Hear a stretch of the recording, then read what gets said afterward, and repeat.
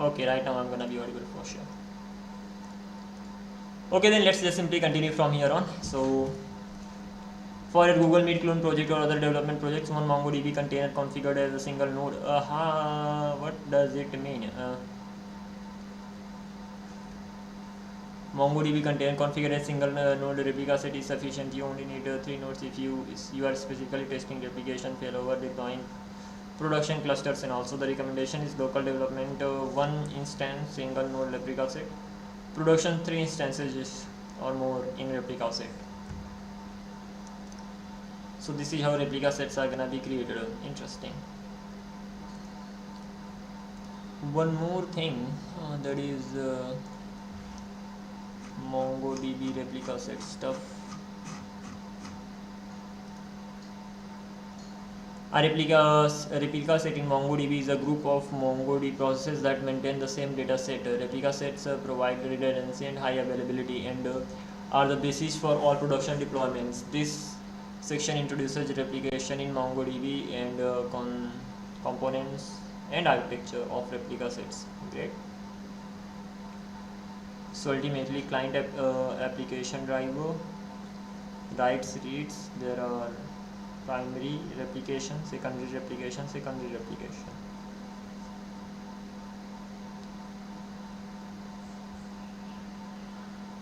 So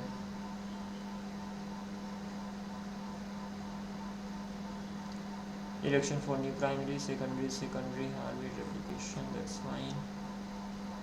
Read writer, read preference, read with the read preference, secondary, right.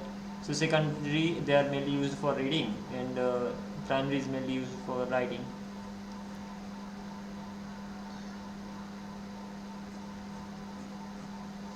Alrighty, that's fine as of right now. We can just simply create the default one and that would be better.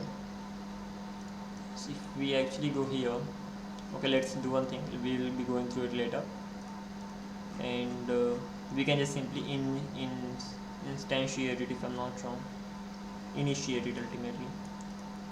So we have to create it and we have to initiate it sort of like this. A replica set rs0, this is gonna be created, bind IP, that's gonna be the local host, and later we can initiate it like this. We can get the configuration and all. Okay, that's fine.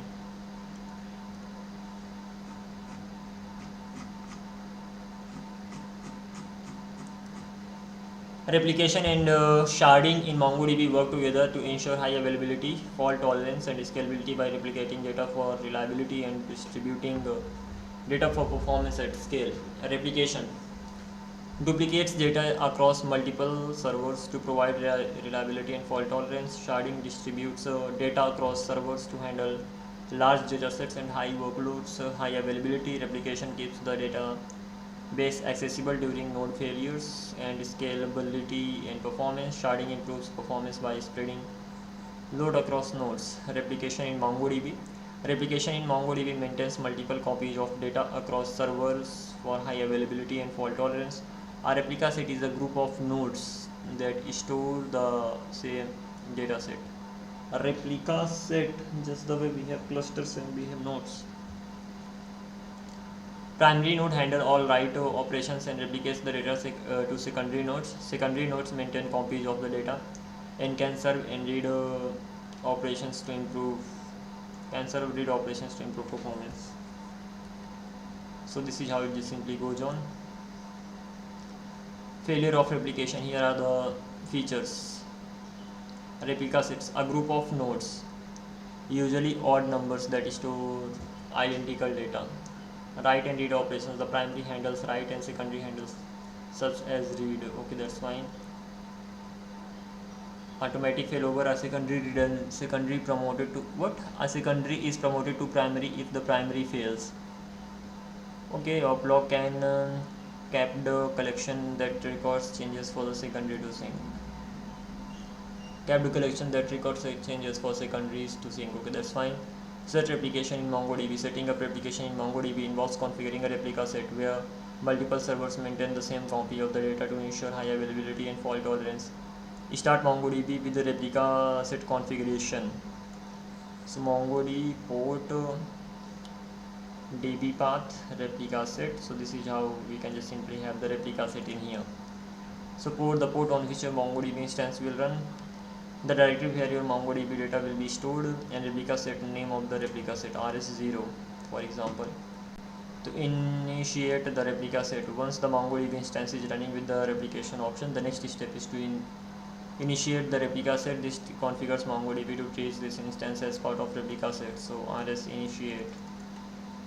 Then add secondary members to replica set. So rs.add, we can just simply add the secondary members.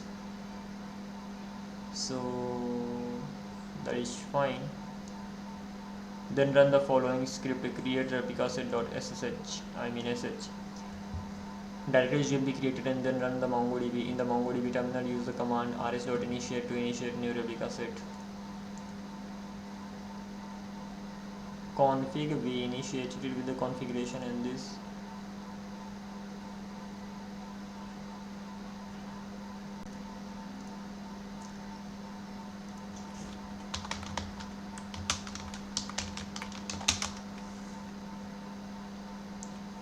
Replications and sharding in MongoDB. So yeah, it does exist there.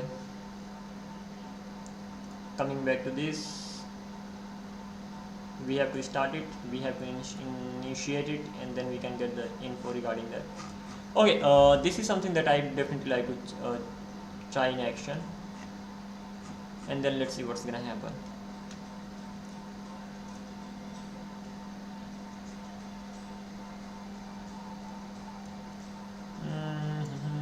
Okay, this is not bad either. Let's check this thing out. So ultimately what I'm gonna do, that is on AWS, of course.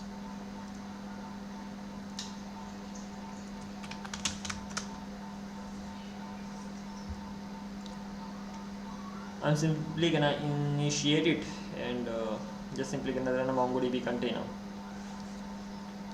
Hopefully we'll not face the network issues.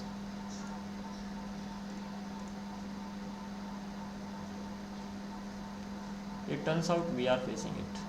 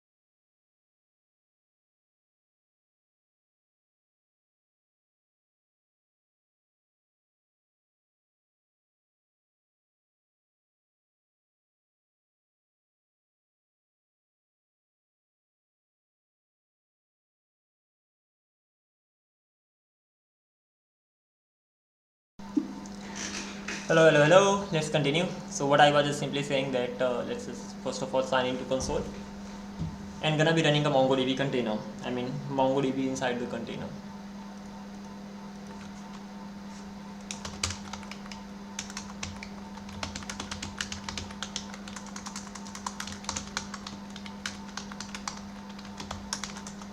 Alrighty.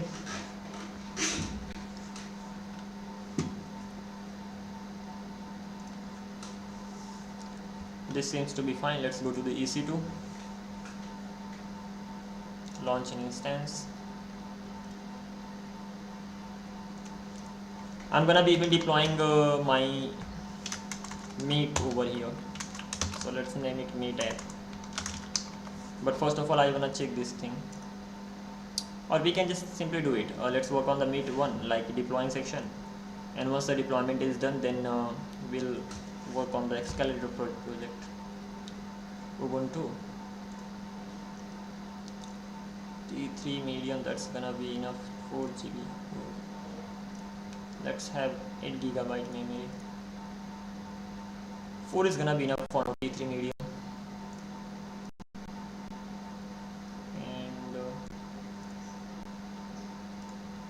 enable this. As for the storage, let's make it 30 GB. Just the random one.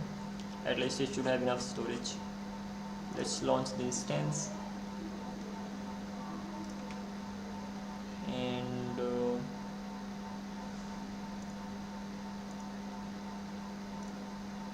this is the drawing app. Okay, that's fine. Running locally.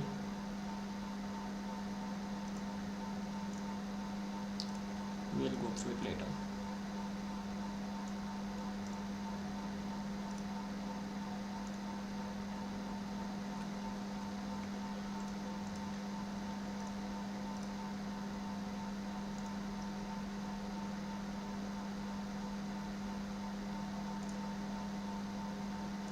Let's copy this, enable this.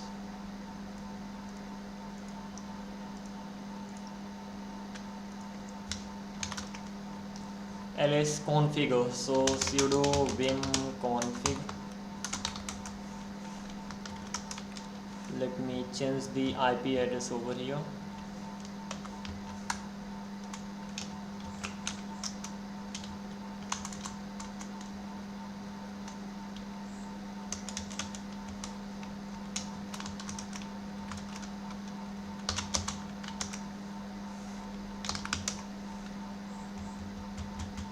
Alrighty, here we are inside the Ubuntu machine, and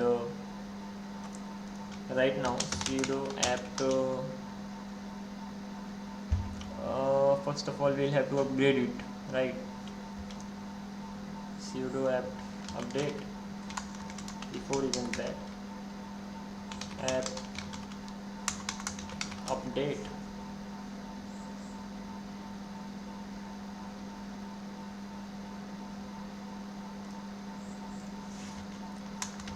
Run MongoDB.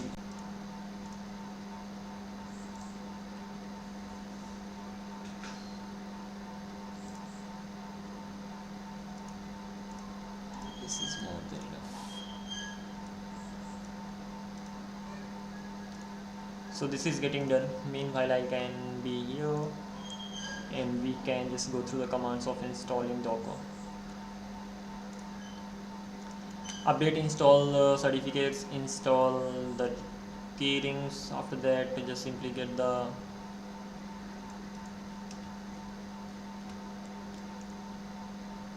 keyrings, and so ultimately Docker's official GPG key, just simply gets that. Add the repository to app source, it just simply gets that, and then we just simply install it.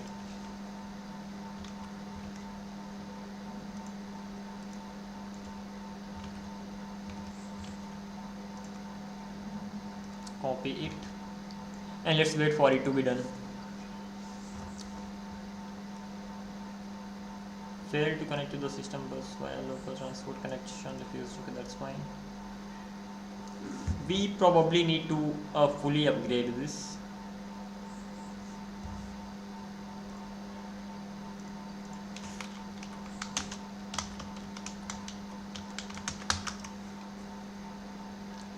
sudo apt full upgrade command performs a complete system update. It downloads the newest versions of all installed packages and resolves complex dependency issues by removing old and conflicting packages if necessary. It is primarily used for major distribution updates and major kernel updates. Because the command is aggressive and can remove existing packages to ensure consistency, it should be used with caution. For routine day-to-day updates, it's generally recommended to use sudo apt upgrade to avoid accidental removing required packages. Okay, that's fine. Let's just simply run this to install, not this.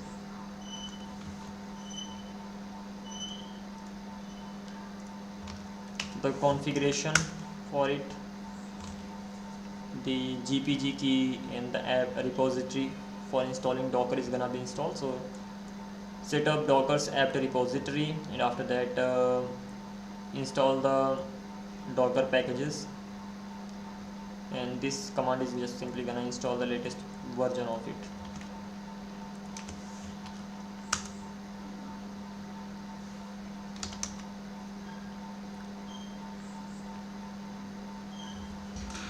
Hopefully it won't take a lot of time. Once we have the Docker, we can just simply run the MongoDB in there. Yeah, and we even have to add a replica set in too.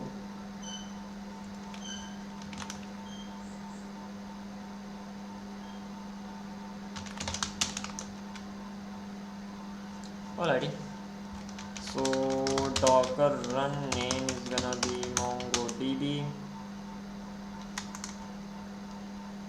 As expected, we are facing the network issue. Okay, never mind. MongoDB, and port mapping is gonna be 27107 27017 like this. Volume is gonna be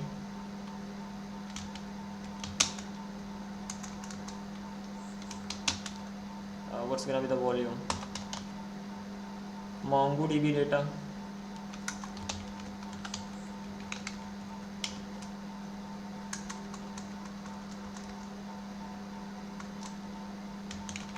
Mongo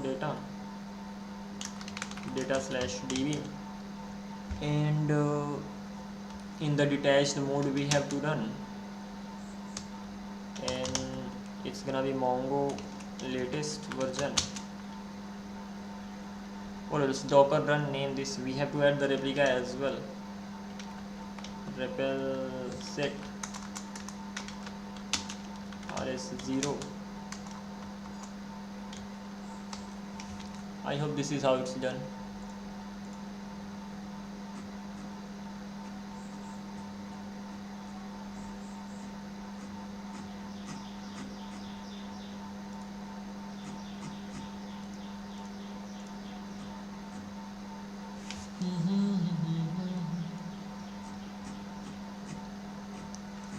So when starting this, we have to add repel set and the name of that can be rs0. So repel set, replica set, Mongo latest db27017, MongoDB. That should be enough. Am I missing something? Don't think so. Let's just simply run this and see what's gonna happen.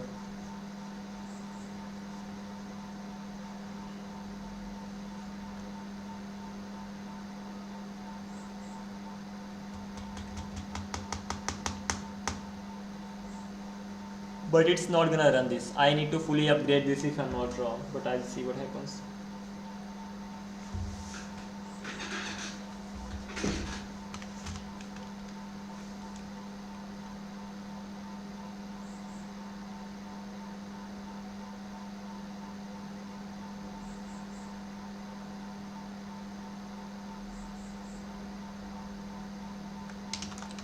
Done. Docker process status. We don't have any running. Interesting. So it actually exited. That simply means probably this is the time to just simply upgrade it fully.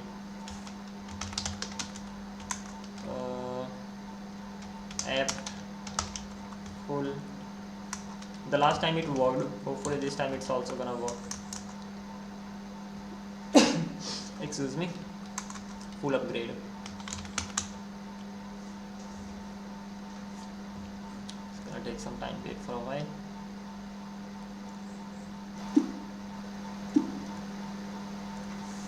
Okay. So app full upgrade. So it's sort of pseudo app full upgrade. So ultimately what it has done, the following package was automatically installed and is no longer required. Not upgrading yet due to phasing Python software common.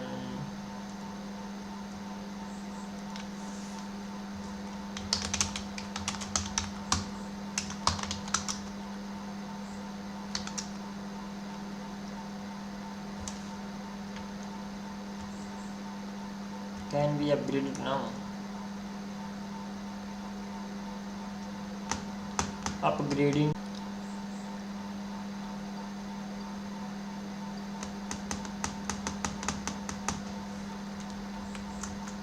After upgrade.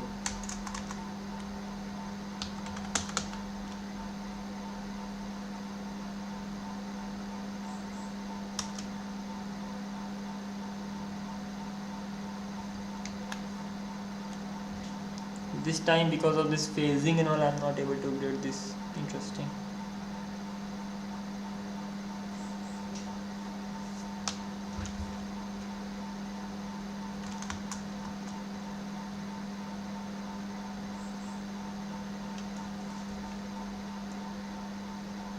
Let me do one thing, know more about it.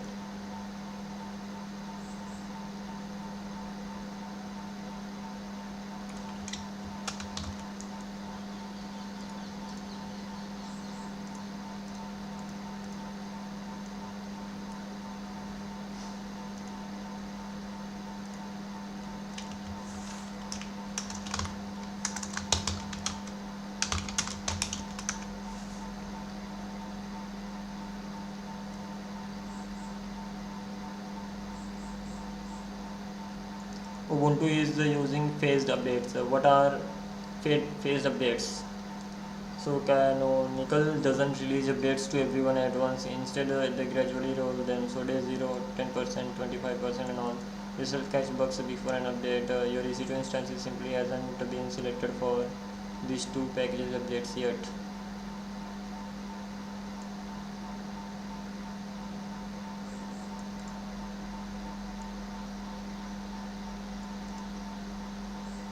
Okay, then that simply means it shouldn't be problematic. Docker ps and docker start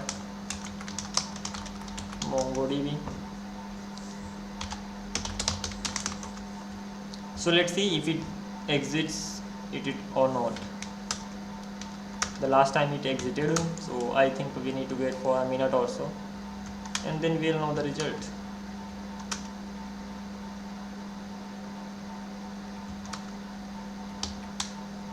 $22, $23. Let's just simply wait. What else? $26 still on, up and running. Okay, it is stopped. That simply means we need to upgrade it. Sudo, I think in that case we need to reboot it. After upgrading, if I reboot it, then will it work? Probably. So then we don't need to fully edit it. First of all, let's reboot this and then we'll see what happens. Let's wait for a while. After rebooting, that will start and then we may be able to log in.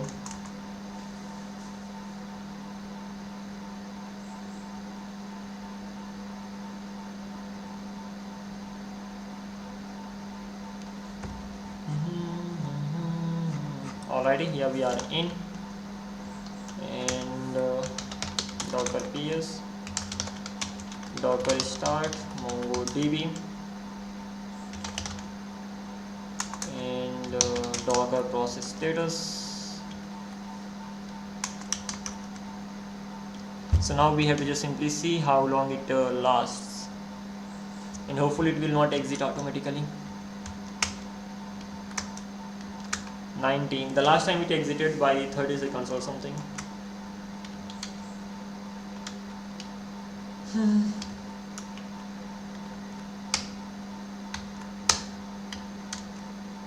We gotta wait for a minute. And then one thing could be that after updating you have to reboot it. That's something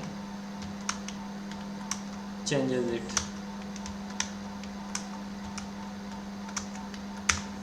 And that seems to be right. Let me do one thing. Let me launch another instance. And this is gonna be again me tab, because at the end I'm just simply gonna be deploying here. Hopefully that hasn't stopped it yet. Yeah, that's still running. That simply means it worked. Now I wanna check it worked because of rebooting it, and or it worked because of the fully upgrade.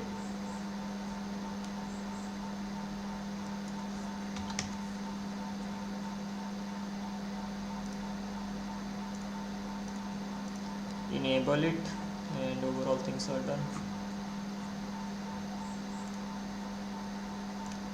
T3 medium is gonna be enough as for right now.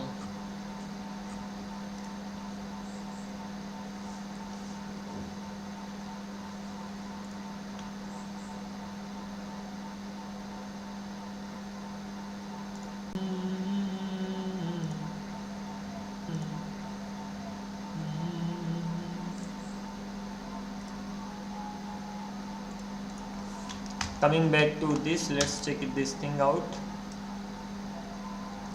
Well, this still seems to be running. That simply means we can just SSH into something else and we can see ls sudo vm config. So in that case, let me just, this is gonna be the test one, so the name of the host is gonna be test. The IP address is gonna be not this one.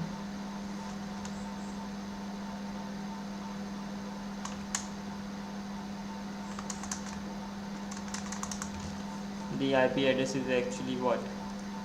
This. User is gonna be Ubuntu for sure, and remaining things are right. So SSH into test. Yes. So we have two of them here. First one is the mate one. Inside this MongoDB is already running, and then we have this one ls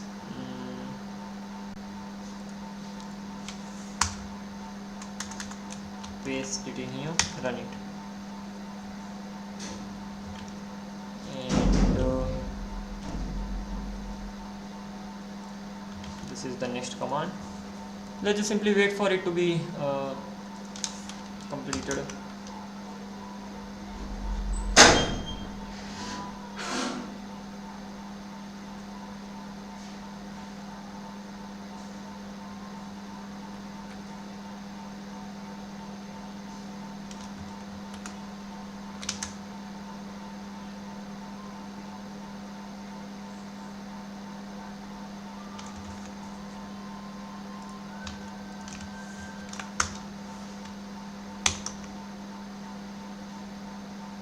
About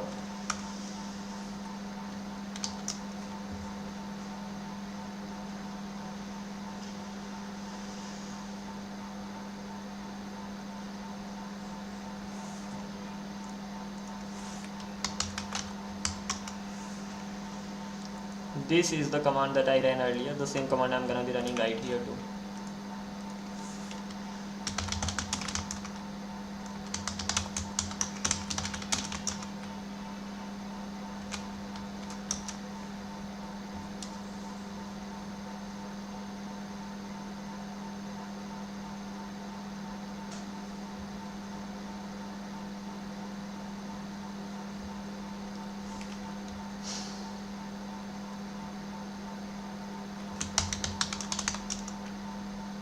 It is running right now. Let's just simply see how long it runs, because I haven't upgraded it yet. So without upgrading it, will it work or not?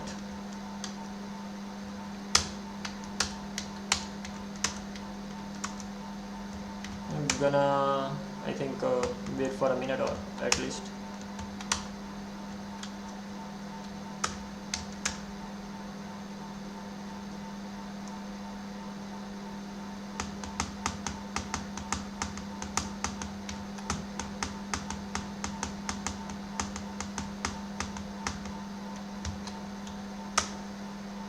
Alrighty, it is stopped. In that case, let's update it upgrade it right now. Upgrade.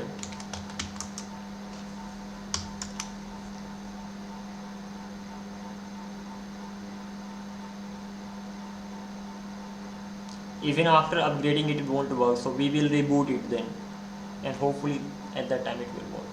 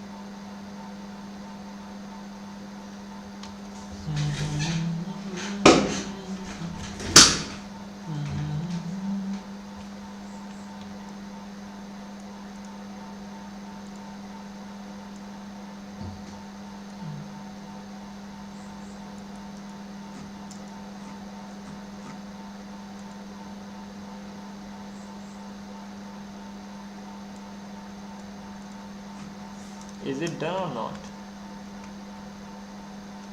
It's 99% done. Okay, let's wait.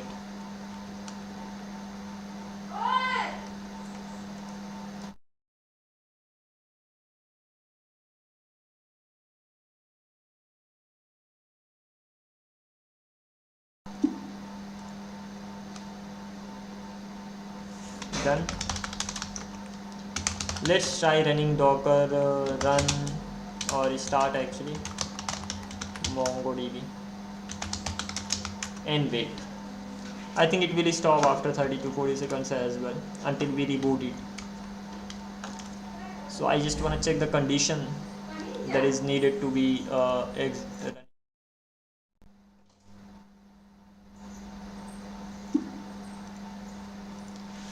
alrighty. 22, 24, 25, 30. I think 10 more seconds. Okay, it stopped. So let's reboot it this time. Sudo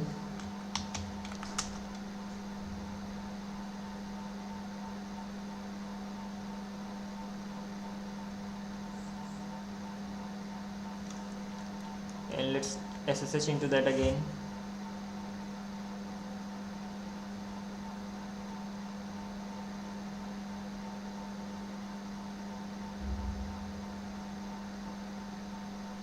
Usually what happens that after 30 seconds it stops, right? So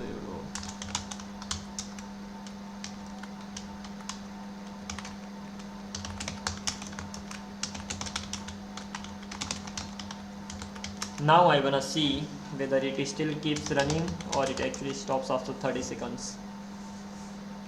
So let's just simply wait. Meanwhile we can check this thing out. This is definitely gonna be running. I think this one exited. Oh, not really.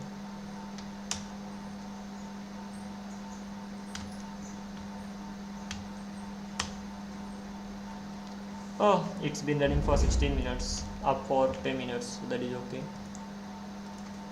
Let's try this thing out. 32 seconds.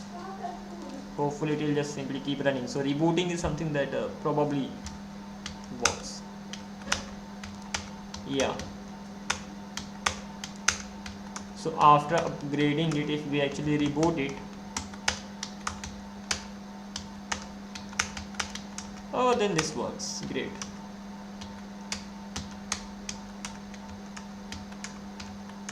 Yeah, so it's not gonna stop. So let me do one thing, and the first one is gonna be ultimately this one. I'm actually gonna terminate the first instance that is running, this one. So it's actually gonna be terminated. Second one we'll have, so that's gonna be me tab. So the first one has been terminated, this one is still running, and it's been up and running for around about a minute. Going ahead, once we have MongoDB running, right, docker execute in the interactive mode, and that's gonna be MongoDB. I mean, that is how we have to go on. Nope, it doesn't work. Docker execute, how do we run this command?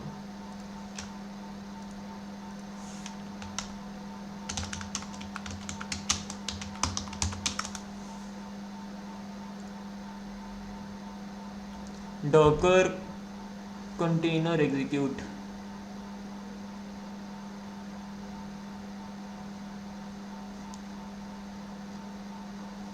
Docker execute a container, we have to mention the container name. Okay, great. So in the interactive mode, MongoDB is definitely needed, and let's have SSH here, ls, then mongo sh, then we can add the commands rs.status. No repel set config has been received, so yeah, that is sort of working. If I, instead of running that command, if I just directly have mongo sh here, then we'll directly be inside the MongoDB terminal. And right now, not ls, what are the commands?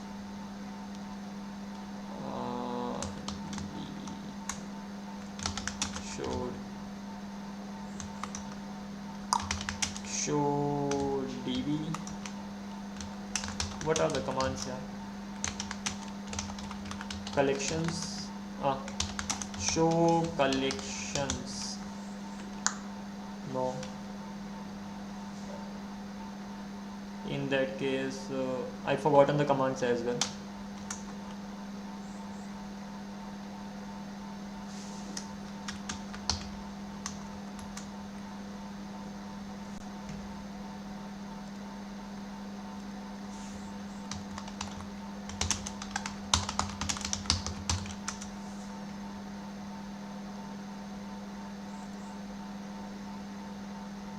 Okay, we have db, use db, it gives us test. How to list all the dbs?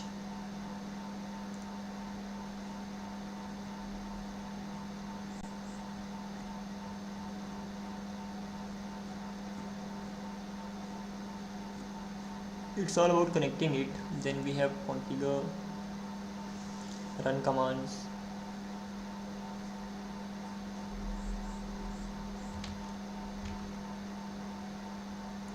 list dbs. How are we gonna be doing that? We have use, we have show collections, so this should be working. Show collections. Okay, show collections is for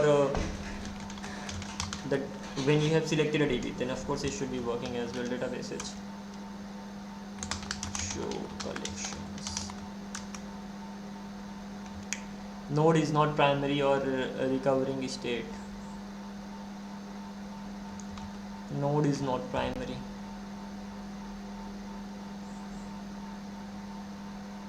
That is right.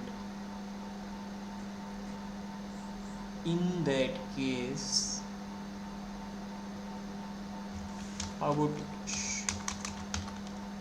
show DBs? Not primary or secondary. Node is not in primary or recovering state. That simply means no replica is there.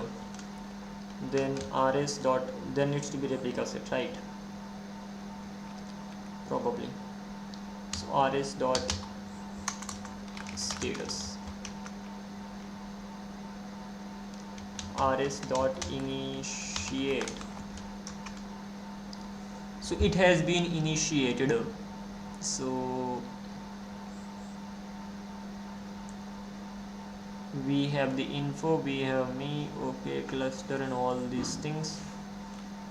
Now rs dot status, if I run that command,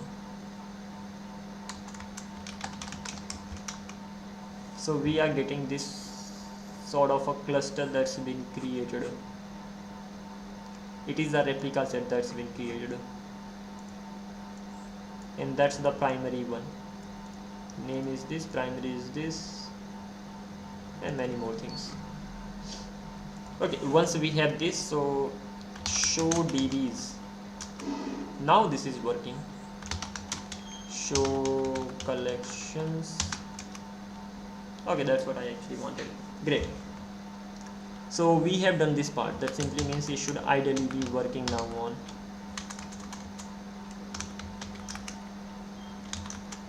What is the next thing? That is probably running the MongoDB. Sorry, not MongoDB. We have this Excalidraw clone here.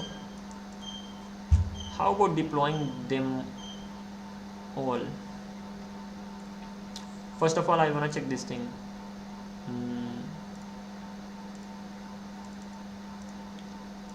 WebRTC, not this one. Video calling, Google Meet. I want to check whether the app is actually working or not, because locally it is. Production wise I'm not sure, and even we have to make many changes in this one. That is something can be done later on. As of right now,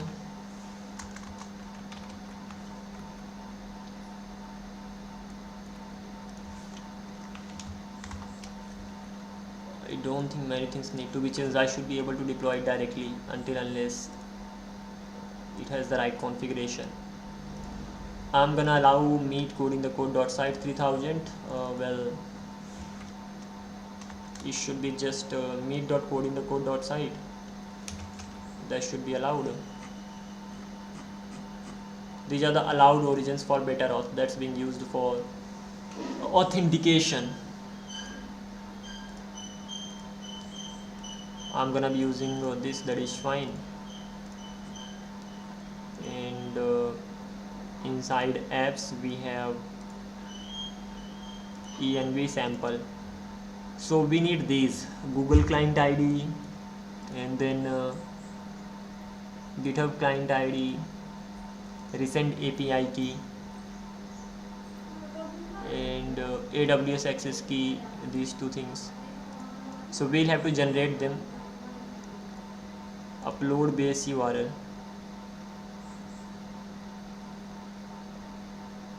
uploads base URL, next uploads base URL. That is the base URL for what? This is actually the base URL for the images S3 storage. Alrighty, let me just simply check whether we have all the environment variables ready or not. Just a sec. I'll have to, of course, as of right now, do we have all of them? We do have them, so we don't really need to worry about it whether we have the environment variables or not, or we can just simply generate them then and there. That can be done as well. Let me uncomment this. Okay, so let's just simply continue. First of all, we have to push everything. ls docker push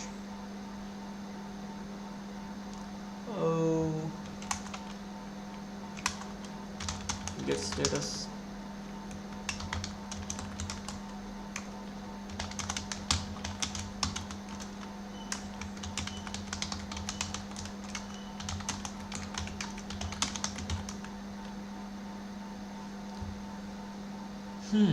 This is pushed right now, and once it is actually pushed, then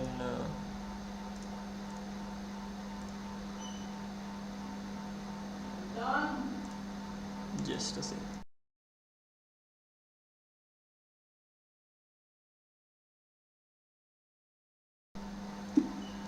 Alrighty, this is uh, the repo, GitHub repo that we have. Everything has been pushed here just right now, so we can just simply copy everything from here, and then we will create the environment variables like needed ones then and there. So as of right now,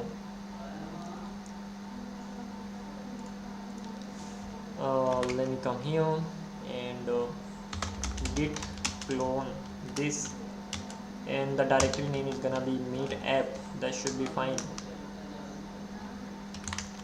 ls, so we have meet app over here, cd meet app,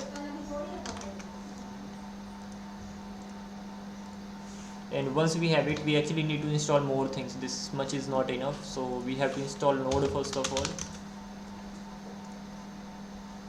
and we actually have to download this, copy it, paste it in here. So node is gonna be installed. Once the node is installed, we'll actually have to install bun as well, because that's in the runtime environment.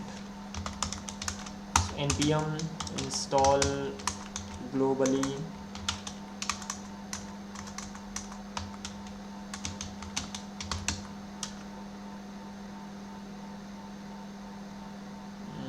let's wait for a while.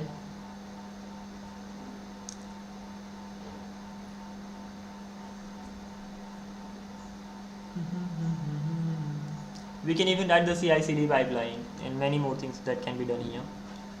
But okay, we'll see that later. It can be further installed, like the new version of it. So let's just simply run this. Bun version, do we have bun? We do have bun here. And just a sec.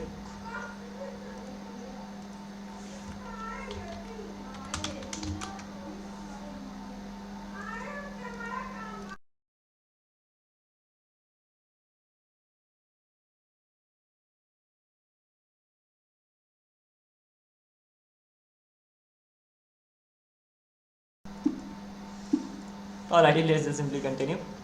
So we are inside the meet app. Bun install, just simply will install everything, and then we have to just simply work on the environment variables as well. So let's wait for a while.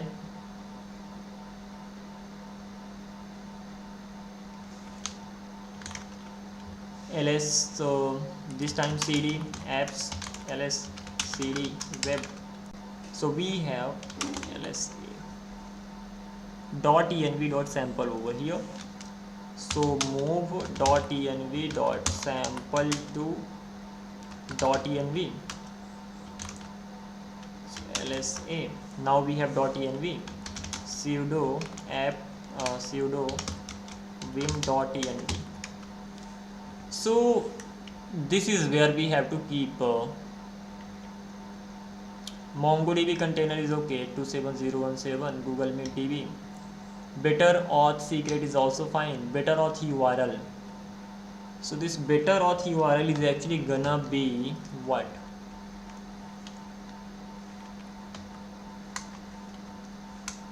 It's actually gonna be at the end, https colon meet at the end. I'm talking about, not right now.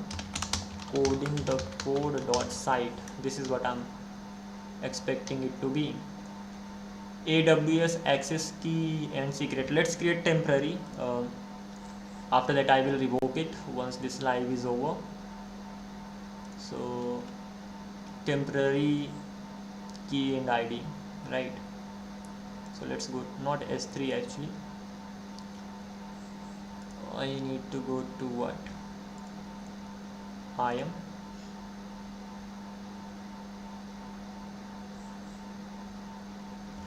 it's gonna take time. So we have to generate these two, and after that uploads base URL. That is simple.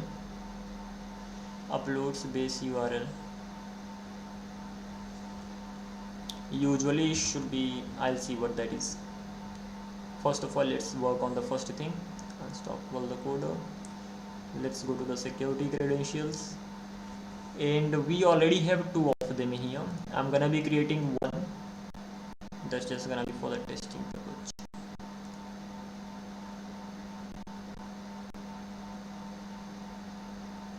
We have two. More than two we can't create, really. So we have this and we have this meta. Let me really we can't create one more.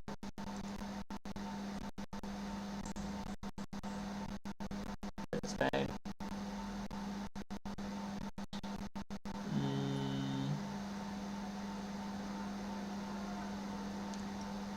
But okay, never mind. Let's just simply deactivate one. Probably I'm gonna be deactivating this. Once deactivated, I'm gonna just simply delete this. Yeah, I can have max to max 2 keys. Let's create one more. This is gonna be the temporary one. Testing for testing purpose. Revoke it once done. Revoke it. Okay, we have the key. So the key is actually gonna be in here. The secret, that's gonna be in here. Uploads base URL. Let's go to S3 key, S3 bucket. What is the base URL for that? Bucket is already ready, so no need to worry about that. We just have to get the right URL.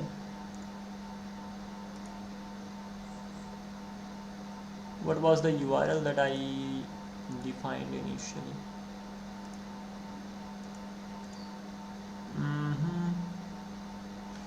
That's not the URL for the bucket, rather the cloud front, I think that was the name. Yeah, this is the CDN that's being used. So we have to get the URL of it, because it is just simply serving the S3 bucket. So, and now which one that is? meet.codingthecode.site, this one. So what is the URL? This is the URL, meet.uploads.codingthecode.site. So let me just simply copy it, and let me paste it in here. Well, not just this much. Meet uploads, that's fine. https : so https meet uploads.codingthecode.site, that is enough. Same here, https : meet uploads codingthecode.site. So these things are done. Yeah, let's work on this one. Web base URL. What is the use of web base URL? Again, this is gonna be the at the end what I'll have. So that's gonna be meet.codingthecode.site, right? HTTPS. We will use certbot for just verifying it and all. Then next, public base WS URL. WS URL is going to be what? So at the end we will have to secure WS URL, right? So when it comes to having a secure WS URL, that's gonna be WSS URL, and that's gonna be ws.codingthecode.site. Is this gonna be enough?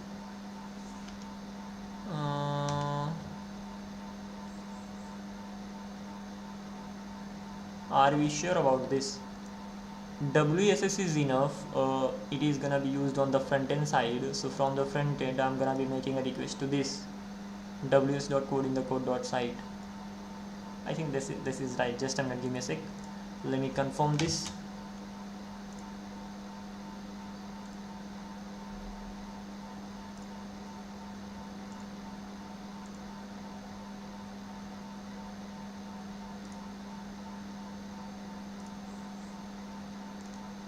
Just a minute, I'll be just simply turning on the camera again, but before that I gotta make sure it's right. I actually have the required environment variables in one of the files, so that's what I'm checking right now. What the hell?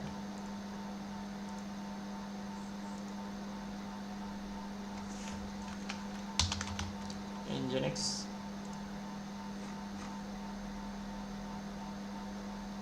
And just a sec.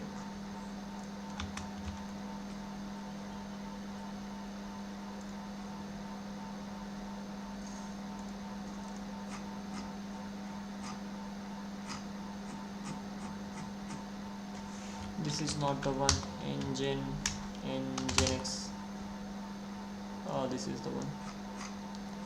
Environment variable. So what is that? That is actually the way we expected it to be. That's fine.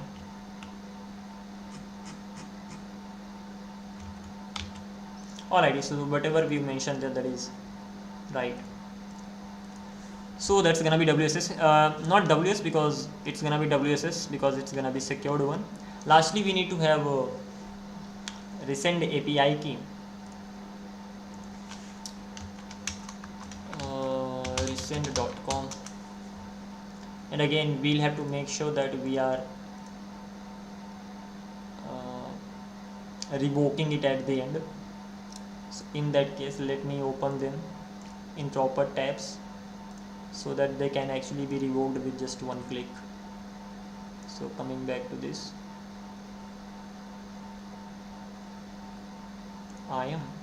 so that I just don't forget the things, because this is being shared publicly. users, security credentials. So over here, this is something that we have to revoke, and let's go to the resend one. API key. Let me create one more. Test API key. It's just for the sending. Domain is gonna be coding the code.site. Okay, let's close this.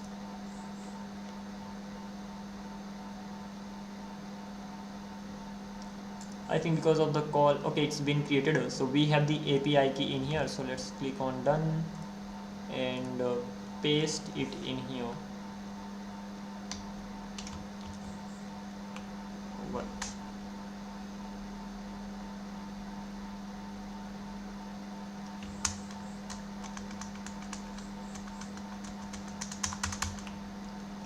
This is insane. DD, not just like that. DD, we'll just simply delete this. Insert mode.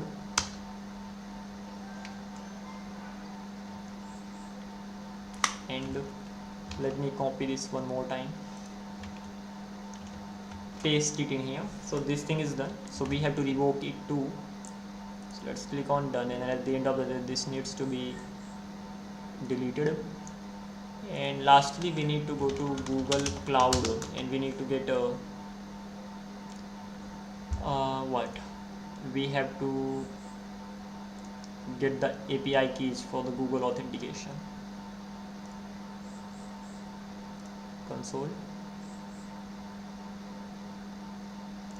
APIs and services.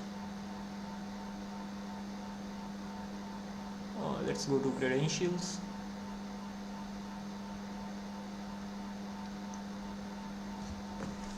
This is the last thing that we are doing, and that is it. So we already have this Meet app.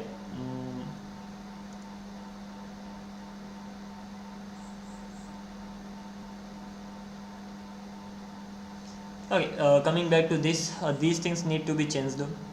The first one is actually gonna be https meet dot coding the code dot site. Similarly this one as well, this is gonna be https meet dot coding the code dot site. So this thing seems to be done. We are gonna be adding a secret over here. That's just gonna be the testing URL.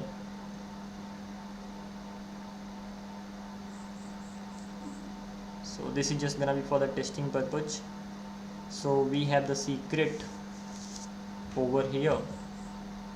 So the secret is gonna be pasted in here, and the ID we already had in here.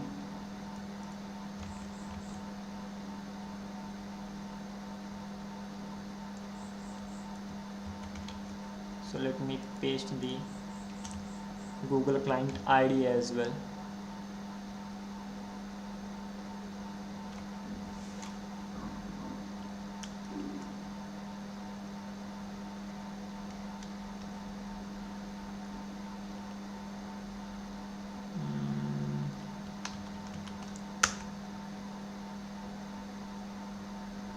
What is the issue?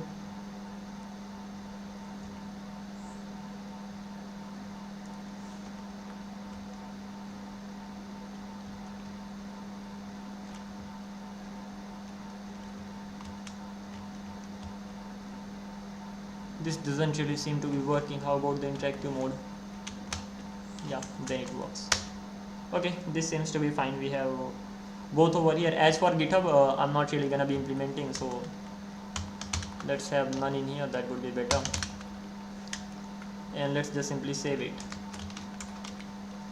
And at the end of the day, we have to disable this as well from here, right? As for right now, let's just simply save everything. And we already have what was that? I think secret ends with you. The first one has already been revoked or removed.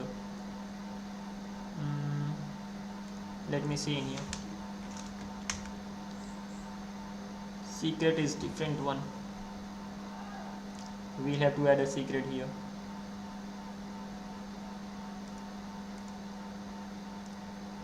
Oh, come on here, am I crazy? Let's reload it.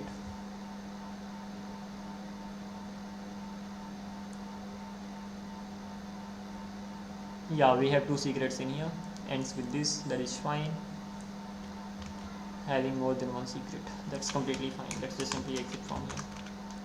Okay, so we have this. So this first thing is done, like environment variable setup. Meanwhile, let me do one thing.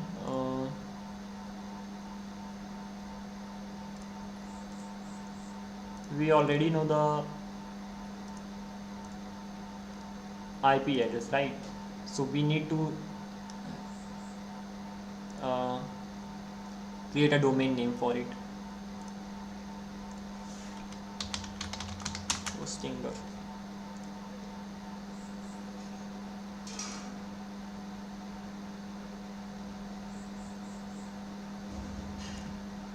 So we have this, we have this. Everything is just side by side, so that revoking it will not be a problem.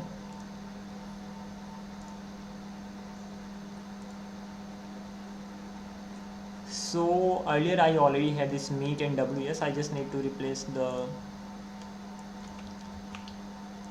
IP address. So this is the first thing, this is the second thing. So we have two in here. One is WS, that is for the WebSocket server. Another one is meet, that is for the web application. Okay, so we've done this too. That's gonna be referencing to the right IP address very soon. And apart from this particular thing, cd one step cd apps ls cd web, not really web actually. Let's go to the WebSocket server. In the WebSocket server, we again have .env sample. So move .env.sample to .env and lsa sudo vim .env. We just need to have betterauth URL over here. The betterauth URL is actually gonna be https://meet.codingthecode.site. I think that is enough. Let's just simply save it. So this particular part is done as well. Let's go to some other ones. So cd packages. Now we have to check where all I have a .env file. So grep .env.sample in the current directory. Grep is a directory. That is the directory, that is right. We need to make sure that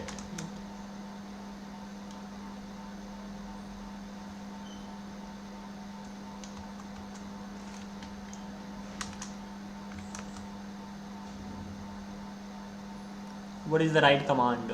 Let me do one thing for checking this in a directory. Yeah.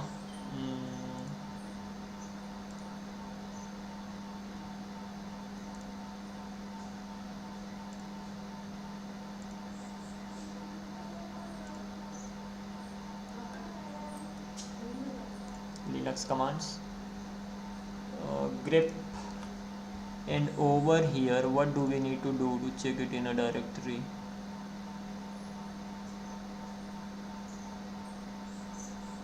Yeah, that's actually used for the directory, right? And so grep, and that's gonna be ir.env.sample everything. Well, still we are not getting anything. Okay.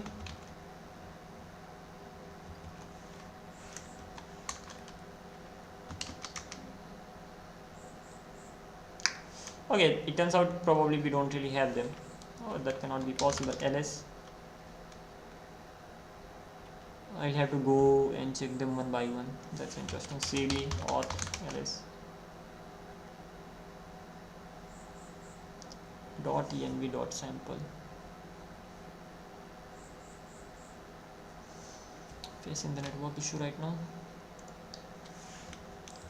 We have env.ts, that is fine, we don't have here.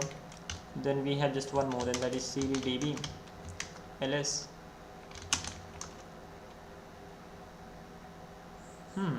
.env.sample. So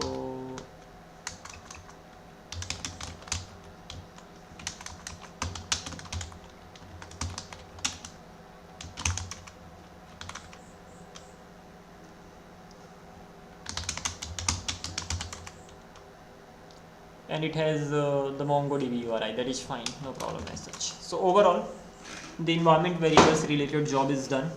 Let's go ahead with the other stuff. So this is done right now. Once this is actually done, then what else is remaining? Yeah, Nginx, how can I forget that? So we have to install Nginx here, and apart from Nginx we can have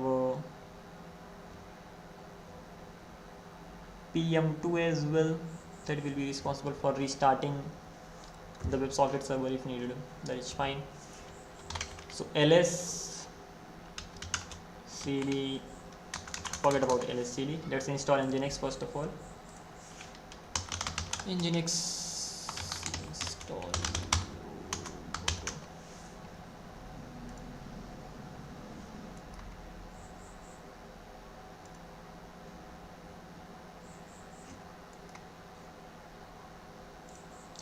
DigitalOcean, this one is gonna be helpful. And it is, I think, sudo install Nginx. That's just direct command after install Nginx here. So sudo apt install Nginx. This is gonna be installed, and we have to install PM2.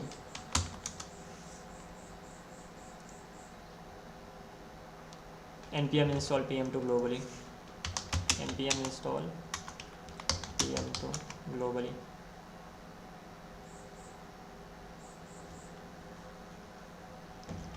Alrighty, I already have the nginx configuration ready, so I'm just simply gonna be using this nginx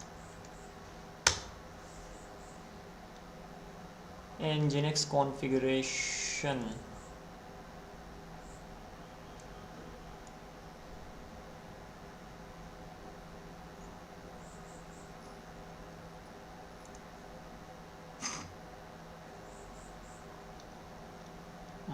Start about,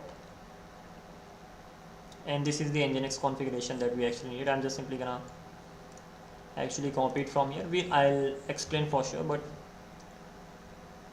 the more we get by default, the better it is. ls cd etc nginx. Let's go to this directory first of all. Okay, cd etc/nginx. So we have something called nginx config file name here. Sudo vim dot nginx config ggvg, and let's just simply replace it by that. What the hell, sorry, I was supposed to be copying it first, then pasting it in here. Then what's gonna be the configuration? First of all, the first server name or the URL is meet.codingthecode.site. We'll get the request at port 80, and once we actually get the request at port 80, we have to forward it to localhost 3000, right? Another one is the WebSocket related. So we'll get the request at ws.codingthecode.site at port 80, and it will be forwarded to port 8080.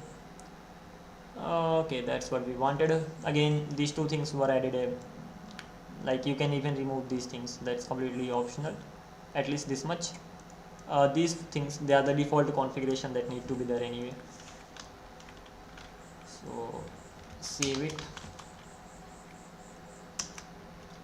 nginx s reload,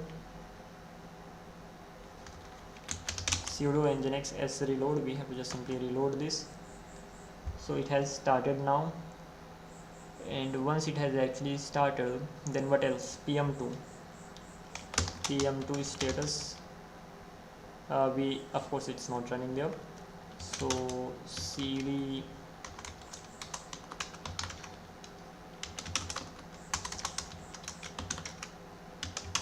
meet app ls cd.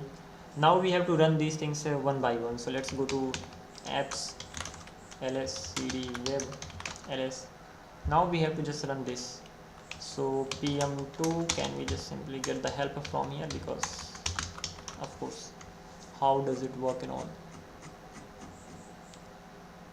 pm2 command and the name of the app. What do we want to do? We want to run this, so pm2 is gonna be starting it. Yeah, so pm2 start. Then even we can mention the name as well, right? Name.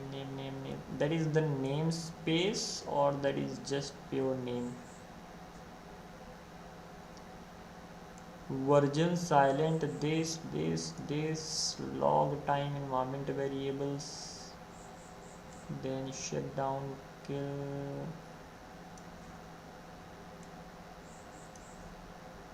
watch mode.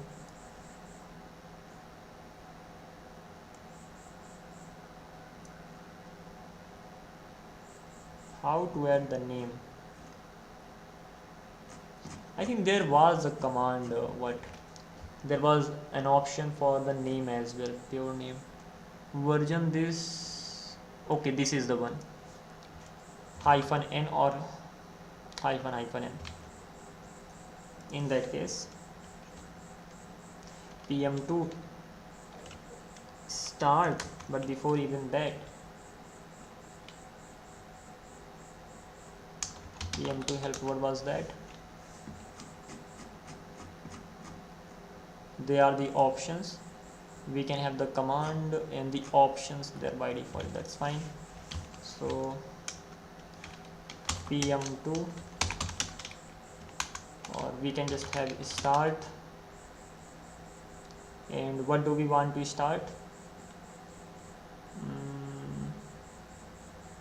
That's interesting. Help again.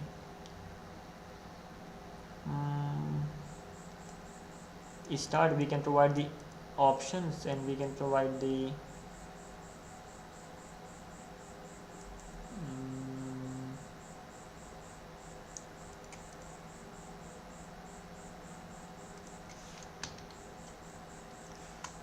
let's give the options. That's gonna be hyphen name, and that's gonna be pm2, not pm2,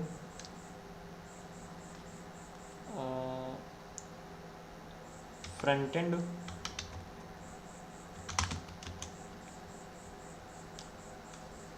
and we are gonna be starting what? Daemon container test image name. I don't know what the command is. How to start using pm2? We have to install this, and after that we can just simply provide the file name, and that's just simply gonna run that app name.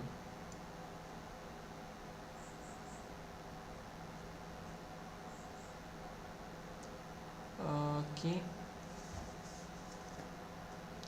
in that case, what's the app name over here?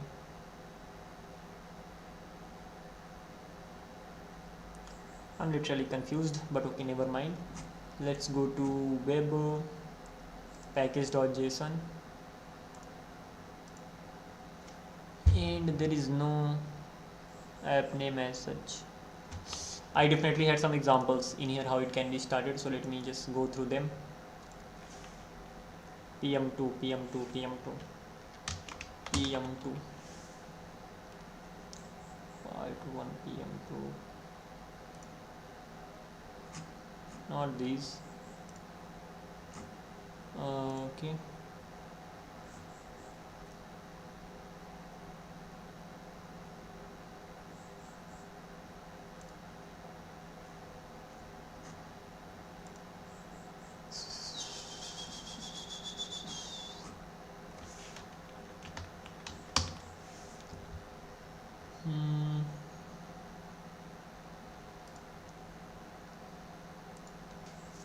pm2 start, name we've given it start, so this way it just simply starts the command, right?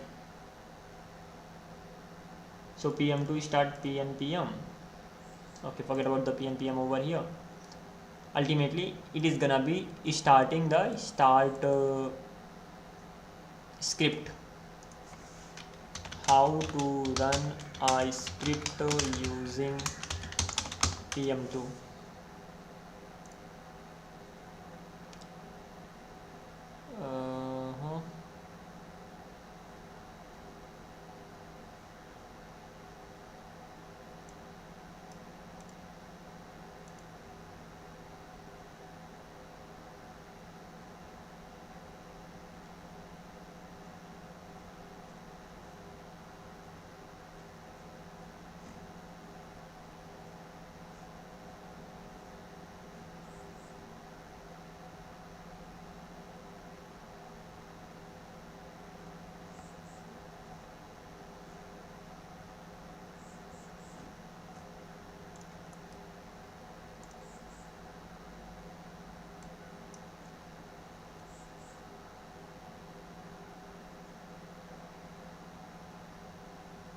It is directly using the files everywhere.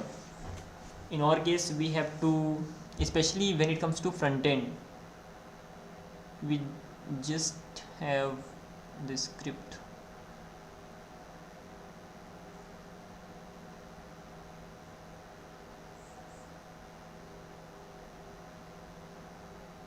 Running package.json scripts, this is the one, so we can just simply use like this. Okay, that's what I wanted actually. So pm2 name, my name, pm. So first of all start, when I start, but when I start using bun, name is gonna be front end or meet app, meet app front end, something like that, meet app front end. And we gonna run a script, and that's gonna be run dev. As for right now, that's gonna be the one. I mean, this is the command. Let's just simply run this. So right now what will happen, that pm2 status that is running, and pm2 logs. So ultimately front end is running. There is a mosquito flying around. Okay, so this is the first thing. And now we have to start the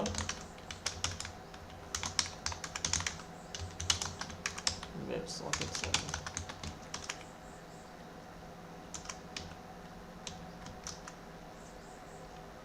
Now we have to run this one as well.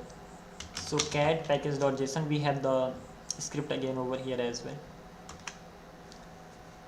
So this is the dev script that we actually have. So we have to use this, as simple as that. This was, having said that, automatically created. So pm2 start using bun, name is gonna be meet app WebSocket server, and run dev should be enough. pm2 status.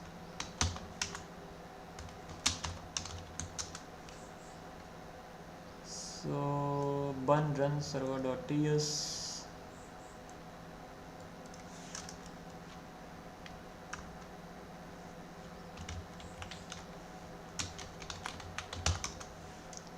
Watch. So front end is sort of running, and the back end there is a problem.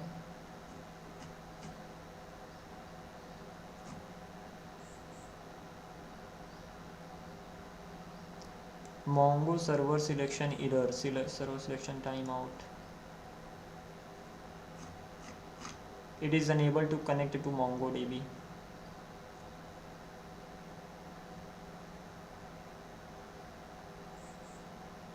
Why is that so? Well, pm2 is making it to connect to the MongoDB, but it's not connecting.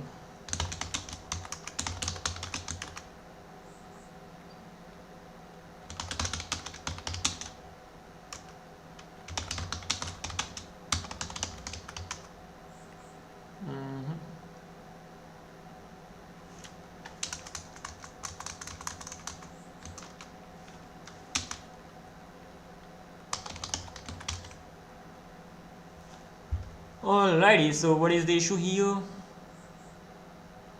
Connection ended.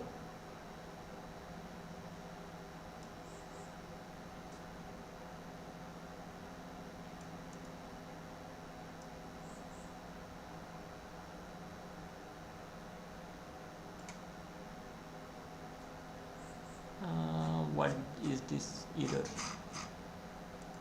all about?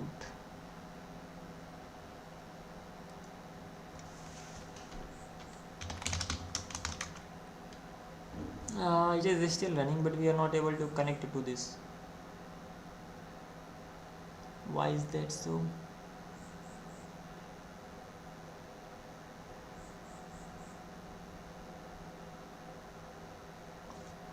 Because it is already on 0, so it should be accepting that.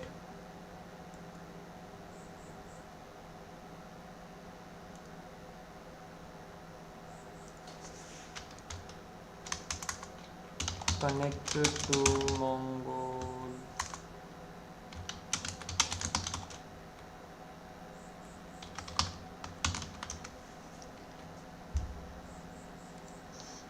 We can directly use Mongo SSH.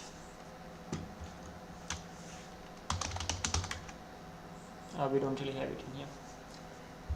Okay, it turns out I need to give it to the ChatGPT. Why are we getting this error? One thing is great, we are using PM2, that will make sure that it just retries over and over. I don't see any MongoDB error here, really.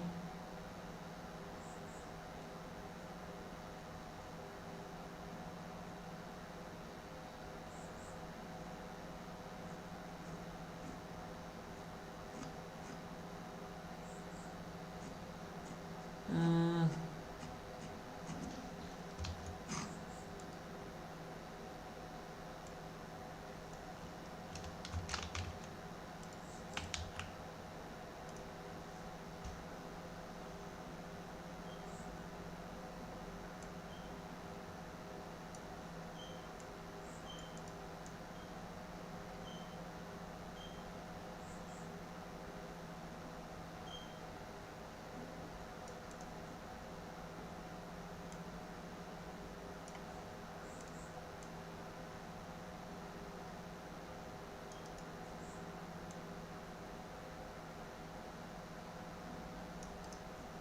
we are unable to connect to this.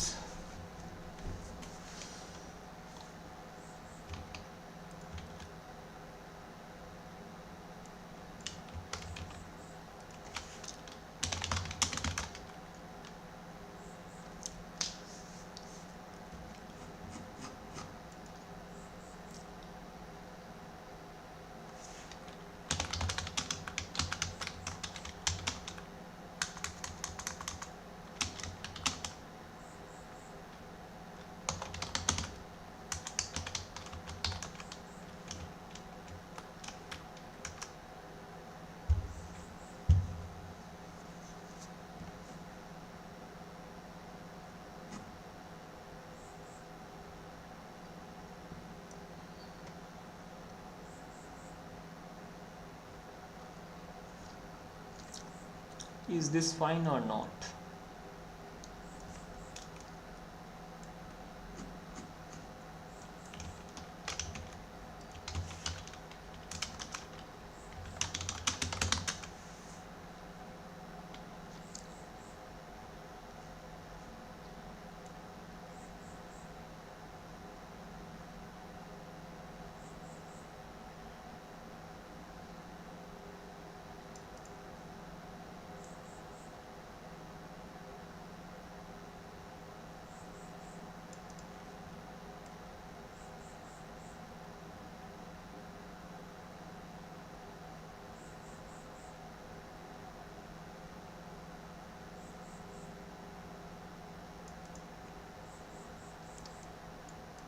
If the application is also in the Docker, then this is fine. If your application is outside Docker, you should reconfigure the replica set members to use the host name or IP address. Interesting. If the app runs on the EC2 host and the port is localhost 27017, how to configure this? That's the problematic thing. How to configure this?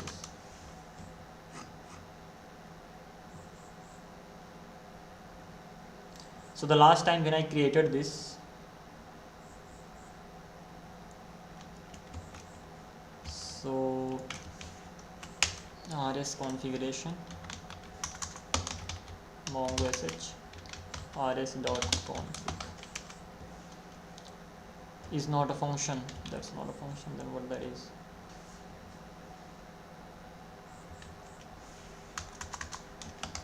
Now this is fine. So over here what is happening, that it doesn't really have any. This is the host. That's bad, really bad. We need to make sure that is why it's good to initiate it like this. rs0 members are gonna be this, but right now it doesn't really have that member, so edit it. So cfg, yeah, that's not bad. So configuration rs.config, then we are gonna be changing the host and then reconfig cfg, and the force is gonna be true.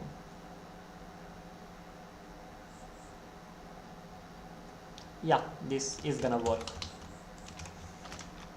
Let's just simply run this,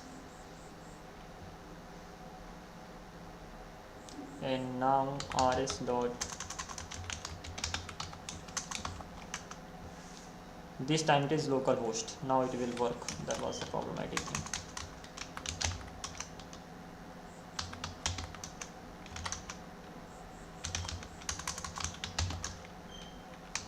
PM2 status.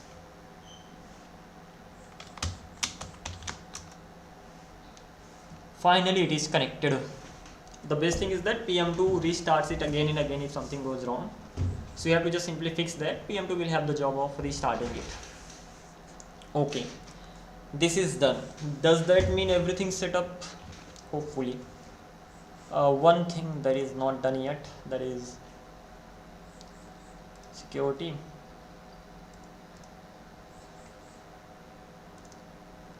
And let's just add one for HTTP, another for HTTPS. But again, this is not enough. We have to how to certify using using certbot.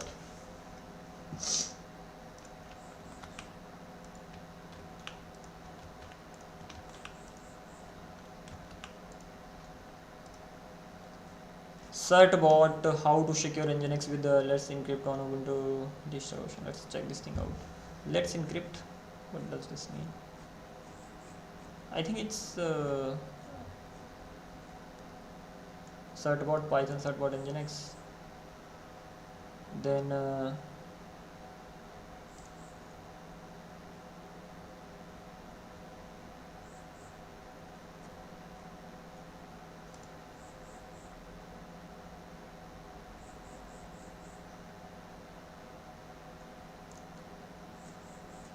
first of all, we definitely need this.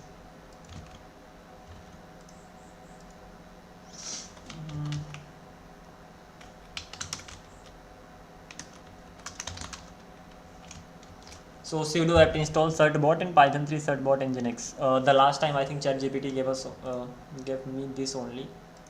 So let me see.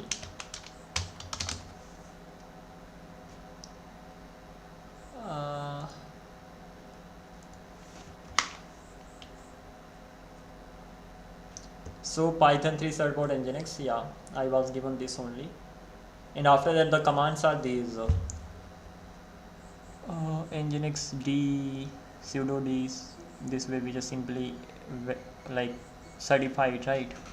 Okay, these are the commands, and you can get it online as well. Install it, but I would directly like to get it from here.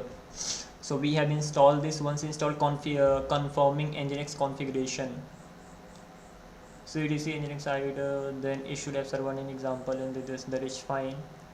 Server name, okay, that's all right. It is actually going to what? Sites available.example.com. that simply means it is rendering a page. Then if it doesn't update to match, then save the file and quit your editor and verify the syntax configuration. So this is for verifying the syntax configuration. So let's just simply run this. Sudo nginx t configuration etc test is successful, that is fine. Then sudo system reload, we can reload it, or UFW status, that is fine. No need. Obtaining SSL certificate with let's encrypt. So certbot, this way we just simply get the certificate. So sudo certbot nginx, we just have to mention everything dot coding the code, because I don't want to have, you can have the with the domain as well, but everything dot coding the code dot site is enough, because this way I have to generate only for one. So any domain name dot coding the code dot site, and excuse me, just suffering a bit. So coding the code dot site. Let's just simply run this. Enter email address to hit go on. Yes. Client with currently selected authenticator does not support any combination of challenges that will satisfy certificate. You may need to use authentication plugin.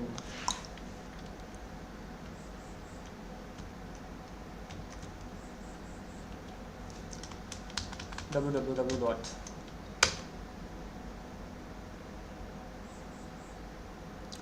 unrecognized argument. Oh yeah.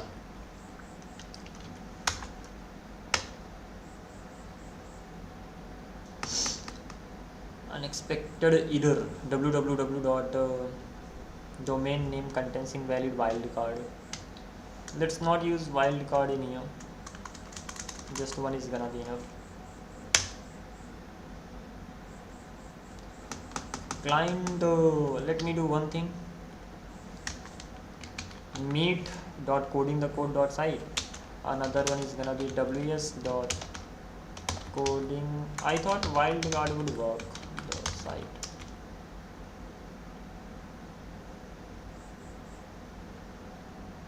Requesting the certificate right now. So we have to mention it like this. Okay, never mind. I thought of using wildcard, but that didn't really work, so let's not worry about that. So yeah, it's done. Successfully deployed certificates. Once that is actually done, then you can confirm configuring. What will it do?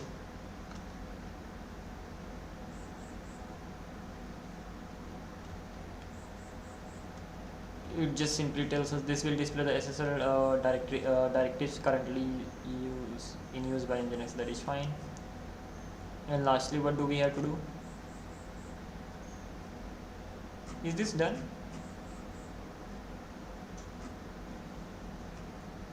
I don't think so. I'm missing something. I think so. Am I missing something here? We have to renew this, and I don't even think that we need to renew. Okay, let's see. So if I go to this one over here, not localhost, meet.codingthecode.site.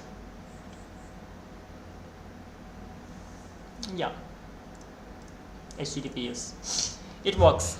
So this is the main page. Again, I built this like initially the page was really simple, then I took the help of AI a little bit and tried to make it better. Let's click on sign up. I think I'm actually still running it in the development mode, so it's just simply gonna pm2 status or logs. So when running it on the development mode, it just simply compiles the stuff and all, so it takes some time. But okay, coming back to this, we have to just continue with Google, and let's go with this one.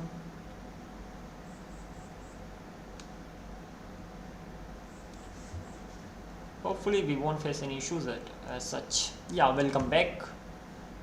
This is it. This is the welcome page. You can go to the dashboard or the profile. Let's go to the dashboard.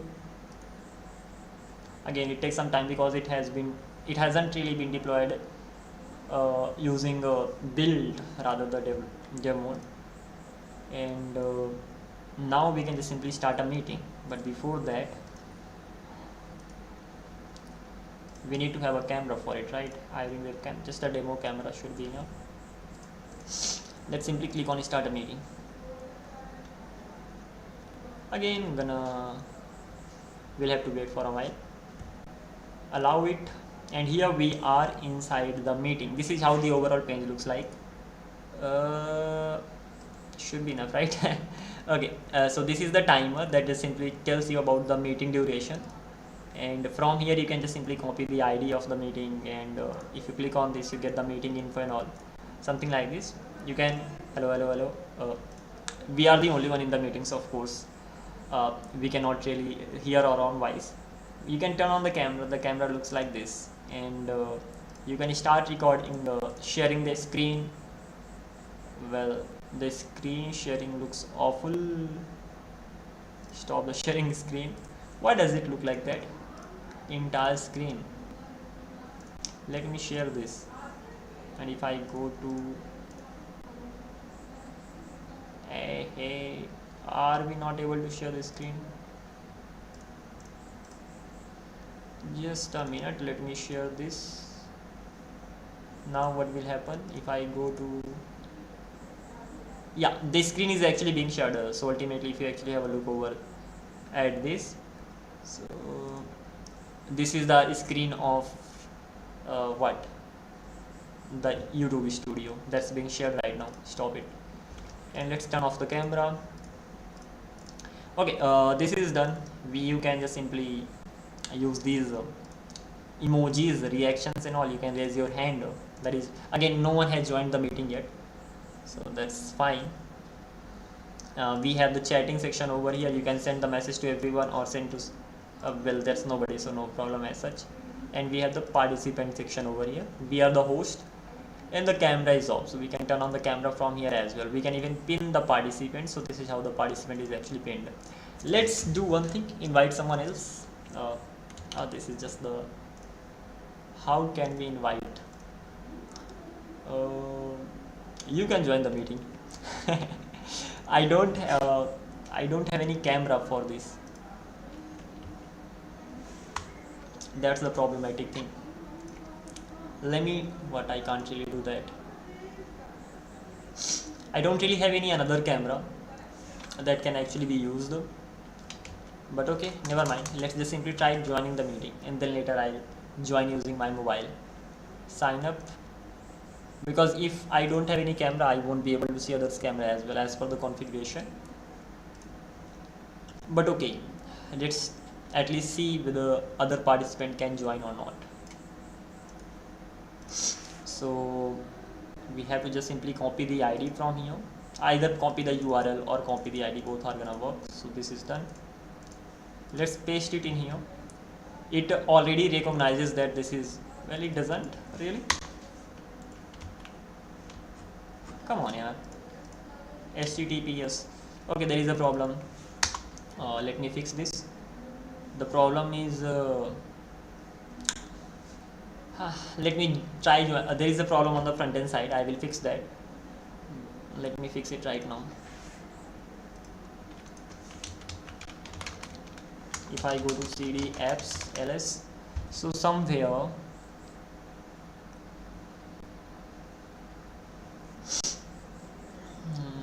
okay, let me just simply join it directly. Somewhere I have this authenticator, whether that is a link or not, but that's not a problem. So let me just simply copy the ID and paste the ID in here, join it.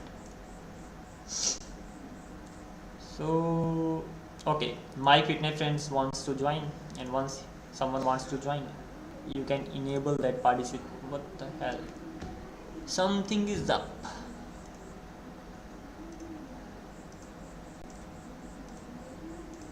Let me send the request again. It just simply reloads for some reason, so we have to fix that part as well. But as of right now, from here you can allow all, you can deny all. I mean, just you can allow the participants. So right now that particular participant has joined the meeting, and hello. It was too much. You can turn on the mic, but both of them are in the same PC, so it's gonna be too much. If I turn on the camera, we are able to see it. Interesting. If I turn on this camera,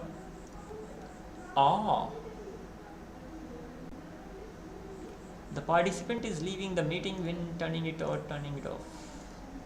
We are running it on the development mode, so this unexpected behavior just simply happens. I don't know, for some reason. I mean, something is changing in the background, so the participant actually just leaves the meeting. Okay, we'll see when we deploy it the right way. As for right now, what is happening, we can definitely turn on the camera, We can start sharing the screen.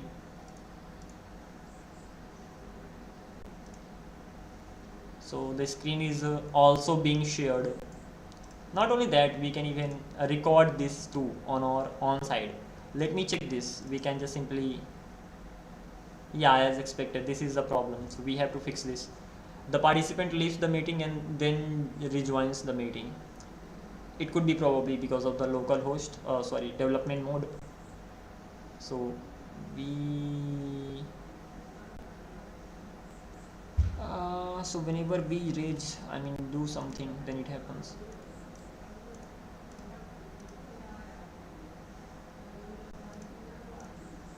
I think this is mainly because of the development mode. We'll figure it out. But yeah, that's all we wanted, right? Didn't we? This is what the meeting looks like. Now I have to check it in action whether it actually works or not. So I have to join it from my meeting. From my mobile. But why is this happening? It's just simply PM2. I haven't really deployed it the way I should have done. But never mind.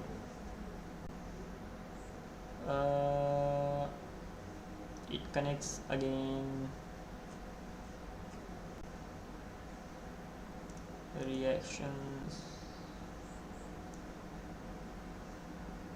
So this compilation definitely is happening because of that. So what can we do in that case? We can build this and we can run this using start, can't we? We can do it right here. But I'm not sure whether this is gonna be fine. Let's see. So ls cd web and run build. Once it is done, then we are gonna be starting it.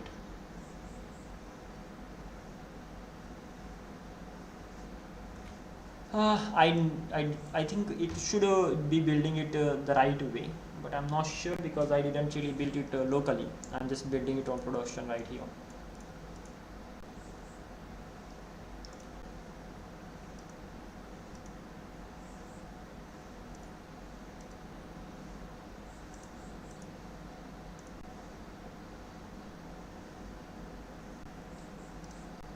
As this is being built, so that simply means nothing's gonna be visible in here.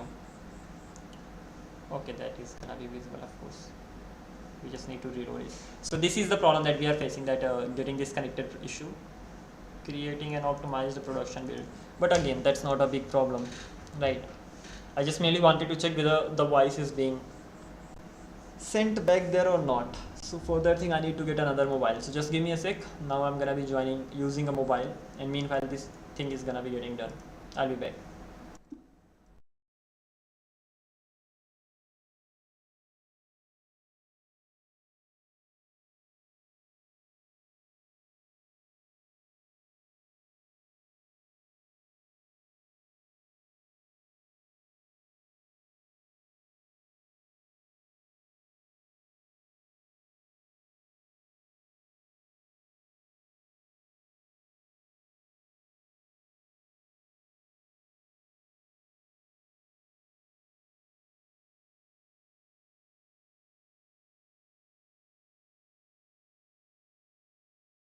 Alright everybody, even this has been rendered well, that is good. But I'm gonna sign in right now using my mobile, and then I'm gonna see first of all the audio quality, whether it's actually audio is being sent there or not. Let's continue with Google. It's not gonna take a lot of time, so just give me a sec.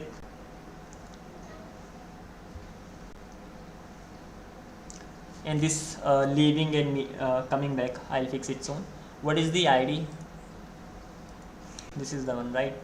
Let me enter the ID here. I'm trying to join using my mobile. So 5ABAE 5ABAE,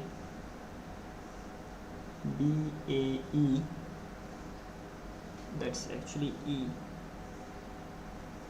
and 7B4BD 7B4BD.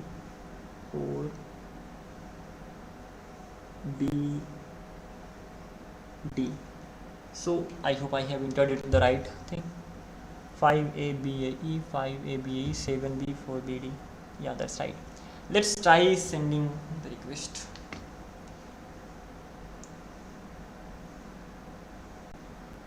Oh, literally, this is insane.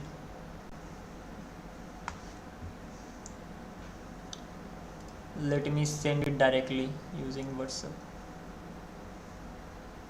I can't even do that. I have to re-enter it again. 5A BABAE.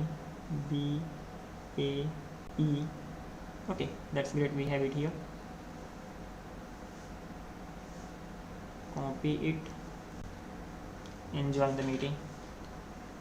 Already, here we are. Someone's trying to join the meeting again. Hopefully, I'll get the request in here. Oh, I think this became the host. Not really. Let's reload the page. Alrighty, we are getting the request in here. So here I am inside the meeting, the another participant. But let's turn on the camera. So yeah, the camera is working. Let me just, how to switch the camera? Well, I don't really have any other option for switching the camera. That's bad. But okay. Hello. What the hell? It was too much. Okay.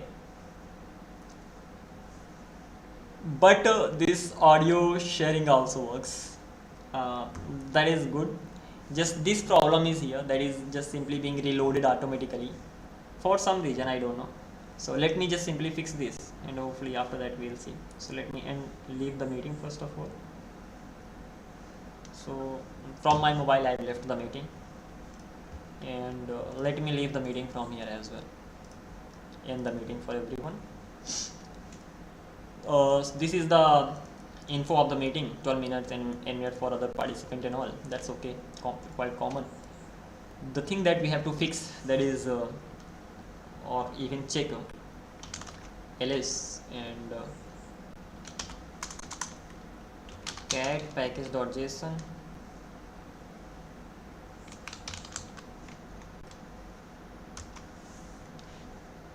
So over here we have build command, we even have the start command.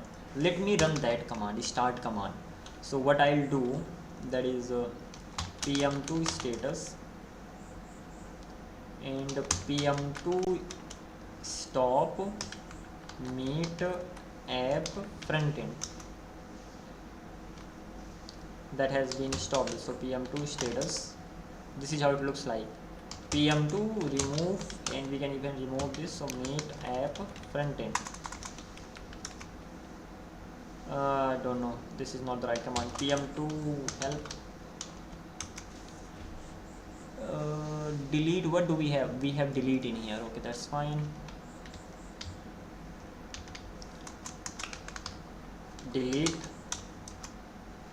So pm2, there's only one backend right now, WebSocket server. Now pm2 start, we wanna start using one. The name is actually gonna be meet app frontend, and I wanna run start command. Let's run this. So we have both of them here, pm2 logs, and I wanna watch them. So right now what is happening, that undefined, what is undefined? Not sure. Let's do one thing, let's just simply load the page. So the good thing is that frontend is, at least the dashboard is being visible the right way. Once that is done, let's create a meeting,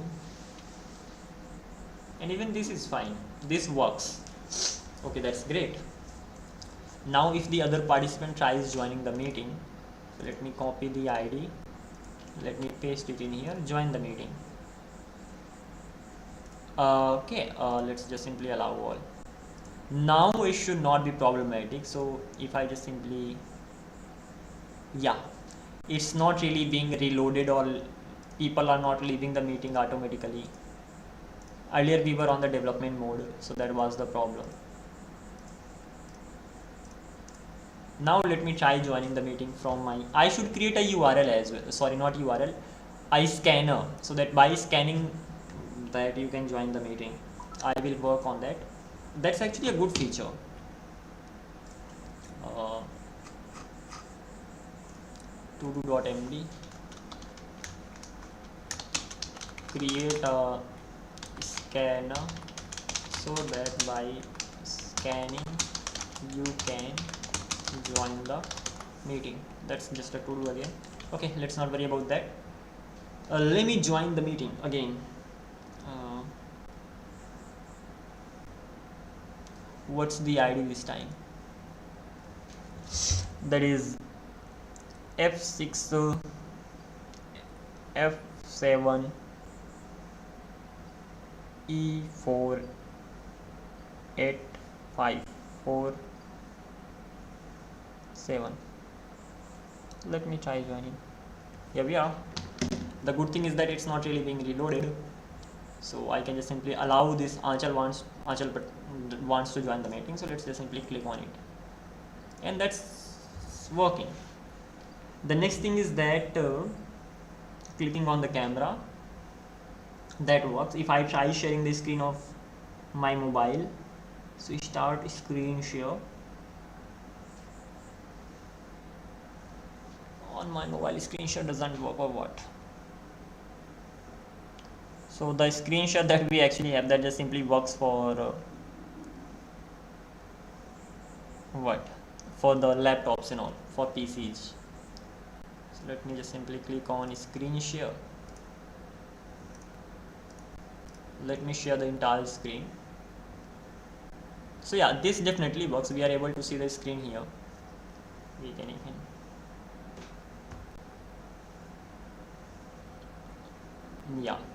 we can this is sort of pinned right now, so we can even pin it. Screen share works. Let me just simply stop sharing the screen. So that is done. And now checking the audio quality. The last time it was too much because both the devices are quite close to each other. So in that case, let me just simply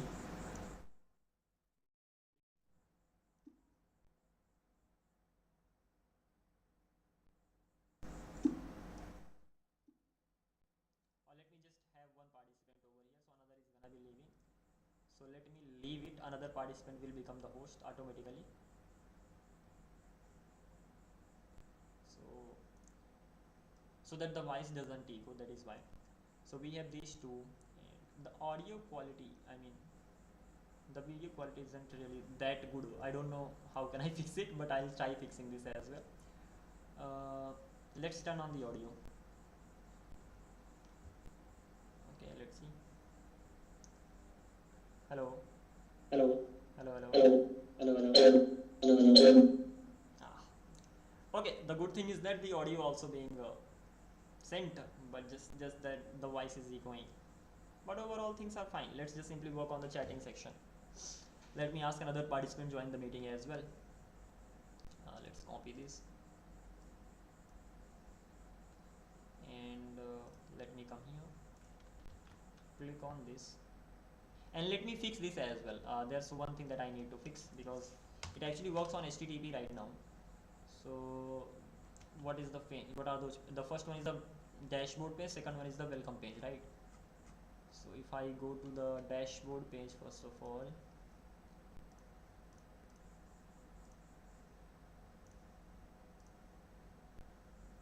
just the dashboard page, not this. So over here I have just HTTP for the authentication.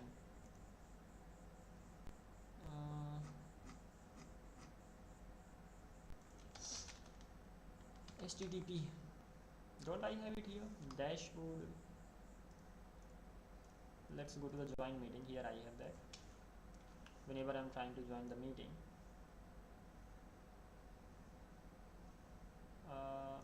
come on, where do I have that? This is HTTPS by default. So what is the issue? So join meeting has the HTTPS. So then why didn't work earlier if it has the HTTPS? And apart from this particular thing, if I go to the actually welcome page, and even here welcome page will have http. I'll have to check it well, just a sec. Let's go to the welcome page. In the welcome page we have this join meeting, and this join meeting actually comes from the component itself. Things are not structured that well, so we'll be working on that. But over here this is http, so let's make it https. But the dashboard was already https, like it used https directly. So if I copy this URL and paste it in here, yeah, it works. It is able to recognize that. So what happens that if you just enter the URL, it will automatically recognize whether that's a URL or not, and then it will check that. So it is a URL, so it is just simply saying that link detected, will extract the code. So it will automatically extract the code, and if you just copy the ID, so it will just simply say that we have typed the ID, now we can just simply join. So let's just simply click the URL, paste the URL right here, and just simply click on join, and you will be sending a request to join over here. Let's click on. Yeah, this is problematic. We are already getting Achal Patel here. The thing is that once a participant actually left the meeting, I'm not removing that participant from here. Even that is something we have to work on. Someone already left the meeting, right? Or not really. There were 3 participants over here, that's fine. And let's talk about the chatting option. We can even turn off this. So like right now Achal Patel is suppose sharing the screen or turning the camera on. If I don't want to see the camera of Achal Patel, I can turn it off, and it should be turned off. It's not getting turned off. This is the local camera.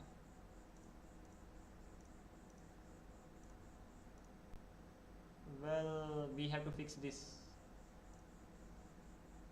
If we, the thing is simple, if it is turned off, then this camera should not be visible, but this is still visible, so we have to fix this thing. So never mind, let's just simply turn it on as of right now. And let me try doing this. Who is sharing? 4 is sharing.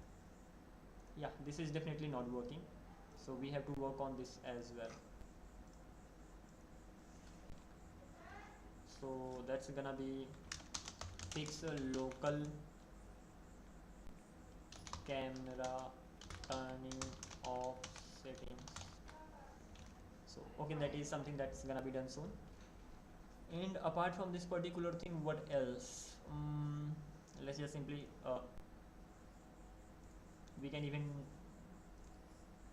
pin it. By pinning it, it actually looks like this. So you can just simply pin anything as such. Let me pin this one. Let's go to the chatting section. Let me send some photos. Suppose these are the photos that I'm actually gonna be sending. So they're just simply being loaded right now, so we'll actually have to wait for a while. So yeah, now I think they are loaded. You can even clear it from here. You can send the message, hi, these pics are for everyone, because right now send it to everyone is selected. We can send to my fitness friend, or we can send to Achal. So let me send it to, first of all, everyone. Loading attachments.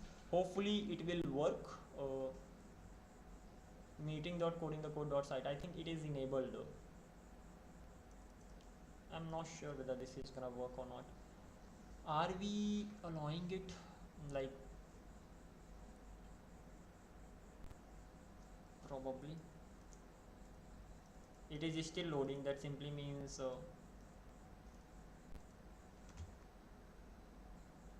as expected. So the thing is that it has been blocked. So So the overall request has been blocked. So HTTPS request, right? So if I go to S3, let me duplicate this. So where do I have to fix this? Probably S3. Either on S3 or the cloud front. Either of them are just simply blocking this. Let me open cloud front. Let me open S3 as well. So on the S3 side, if I talk about the permission,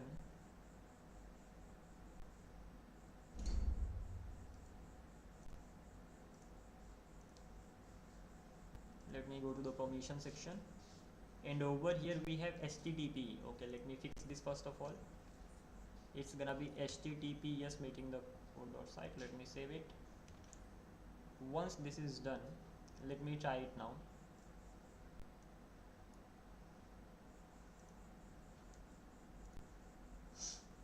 Okay, again we cannot. Let's reload the page, but I don't think we will get the first one. Yeah, because they haven't really been saved. So let me send those photos again. Having said that, if we talk about these photos, everyone would get it. So I sent this. Now I'm getting it. Like 4 is also getting it, and if I talk about Anchal, so Anchal is also getting that. But again, they were not being saved. So let me get the photos again. Sending again. But hopefully this time they are gonna be saved in the S3 storage. We can clear it, or we can just simply continue. It's still loading. Done. Let's just simply send it right now, and it should ideally be working this time. But let's see. Yeah, it does work, because earlier it was blocked and right now it hasn't really been blocked. Great. Let me send it to Anchal, just to Anchal. So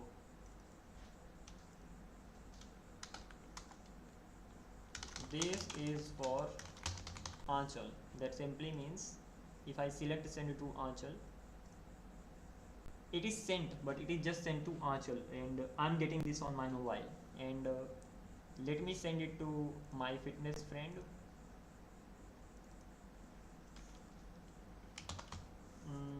It should be highlighted automatically, but my fitness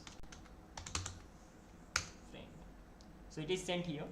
So this is how it just simply works. So you can just simply select the participants whom you wanna send, and this way you can just simply send it to. Great stuff. This works, and the good thing is that once we actually, even if you reload the page, first of all, this thing, you will still see the chats. Even if you are a new participant, you will still see the chats. So coming back to this, why are we not getting this one? Is there something wrong with this? Okay, now it's fine. So even if you reload the page, you are gonna see everything. And even if a new participant joins the meeting, so suppose there is a new participant, let me ask Anchal to leave the meeting right now. So leave it. So right now Anchal has left the meeting, so there are only 2 participants left. Let me ask another participant join the meeting. So I'm gonna be using Microsoft Edge for that, just to check that is it. And that's gonna be meet.code.site. First of all, we'll have to of course log in. Let's continue with Google. Coding the code.site.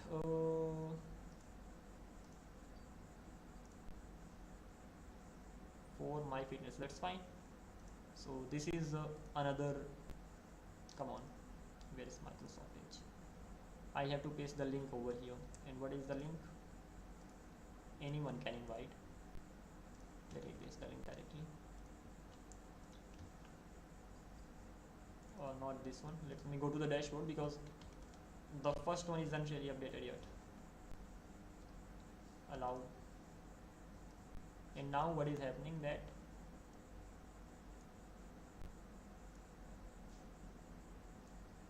this participant is gonna be allowed as soon as I accept from here. So there's one more participant coding the code. Of course, that's the name. So we have this participant. The thing that we actually want to check, once the new participant actually joins the meeting, do we still see the chats and all, and we get all the previous chats, so whatever we sent earlier, except until unless that actually, like all the chats that were sent to publicly, like send it to all, send it to everyone, we are gonna be getting all the public chats, not the private ones for sure. How can that even be possible? So this is how it just simply works, and that is the it. So we can just simply leave the meeting. It was just for the checking purpose. And lastly, there's one more thing, that is once we start recording the meeting, what happens? So now we are getting two timers over here. One is the meeting duration timer, another one is the recording timer that just simply tells you the information, like how long it's actually being recorded. And then you can just simply click on it. You can enter the name, I mean new video, depends on exactly what you want to name. Click on this and it's actually gonna be just simply saved. So let's just simply click on it. It is saved. If you click on this, so now we are getting two timers over here. So that's gonna be recorded, as simple as that. So that is it. This was all about Google Meet. Now there's one last thing left, and that is organizing this better and lastly deploying it. We've sort of deployed it and it is working well.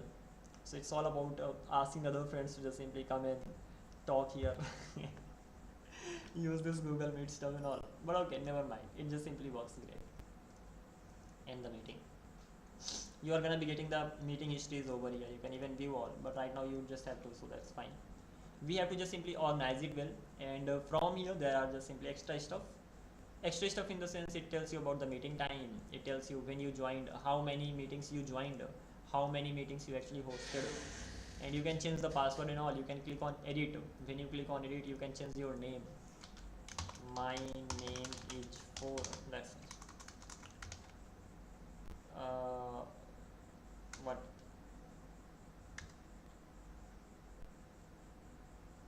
For audio. I mean, you can just simply name it anything. You can select another photo altogether, and you can just simply save the changes over here, so that particular photo is gonna be visible in there. So these are the things that you can actually do. And lastly, you have the option to log out. And not just that, you can even delete it. So you can delete your account, and so when it comes to deleting the account, you will actually have to, once it comes to deleting the account, you'll have to confirm it. So if I just simply click on this, an email has been sent to confirm the deletion. You cannot delete the account directly. Until unless you do that, it's not gonna work. And then we have let me log out. We have forgot password over here. So this is how it actually looks like. Enter the email, and that was coding the code site, right? Coding the code 999@gmail.com. And once you actually click on that, an email will be sent to just simply reset your password. And apart from these particular things, we have a few more. That is gonna be error actually looks like this. Back to home. So this was all about this Google Meet, and the good thing is that the deployment actually worked. We have to just simply refine it a little bit, reorganize the code the best way possible, and after that we can just simply consider it done, and then I will be able to just simply share it with others. Alrighty then, that was it. And now it's all about testing it a little more, and after that I'll actually just simply delete it. It's not like it will be deployed. It will be deleted very soon. But yeah, it works. That is the good stuff. Bye bye, take care, and I'm gonna be catching up soon, probably after half an hour, and then we will work on Excalidraw clone project. Alrighty.